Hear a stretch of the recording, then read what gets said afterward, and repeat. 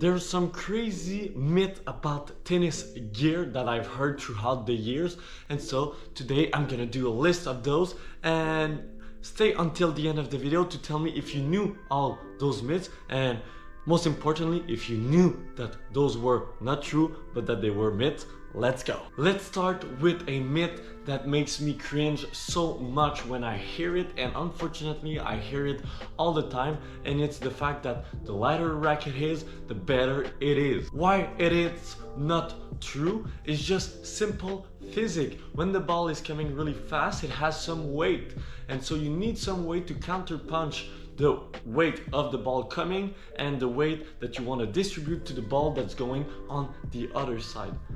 And so yes, a light racket is good if you can handle a heavy racket, but the main goal that you should look out for in terms of weight for your racket is the weight that you can handle, but at the same time that is the heaviest that you can handle, and so you're gonna have more weight to handle the weight of the ball coming. And so yes, a 285 gram might be the best option for you because you can handle that 315 gram racket. That's normal. But if you can handle more than 285 grams, then you can go with 300, 315, 330, and then after 310, I would say, it's just about preferences. Have you ever heard somebody saying that one brand is better than another one? It's actually obviously not true. It depends about your feel, and sometimes, and personally myself, I'm guilty of this, is that I'm gonna say, oh, I don't like this brand, and then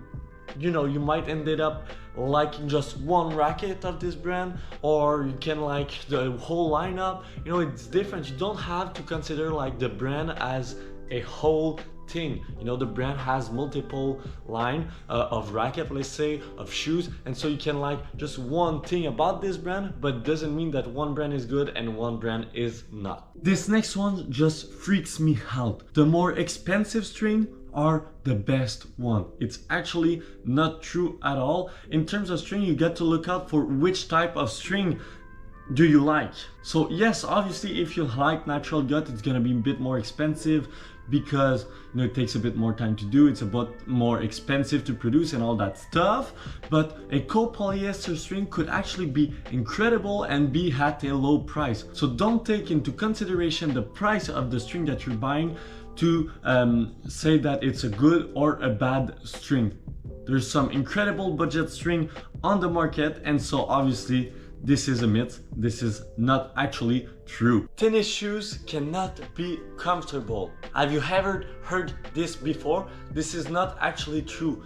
You gotta take into consideration what a tennis shoes is made for. This is my normal running shoes. So this shoes is made to run forward, and so obviously the torsion is not really great on these shoes. This one is not made to go forward, but it's made to be sideways, so the torsion is really hard and really stable. So obviously it's not gonna be the same comfort, but you can still have some comfortable shoes here. When I'm thinking about comfort, I'm thinking about many shoes, but there's obviously the Yonex Eclipsion line, and you have pretty much every K-Swiss. For me, they're really comfortable, but you gotta find the right shoes for you. So just take your time, because it's not true that tennis shoes are not comfortable. You have some sweaty hands? It's easy. Just take the tackiest overgrip on the market. It's obviously not true. There are some better options on the market. If it's your case, you gotta go with a dry overgrip so that the sweating that you're gonna produce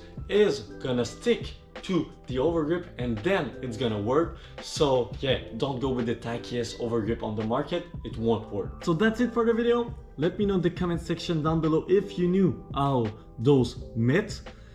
Thanks for watching. Don't forget to like, comment, and to subscribe, and see you next time.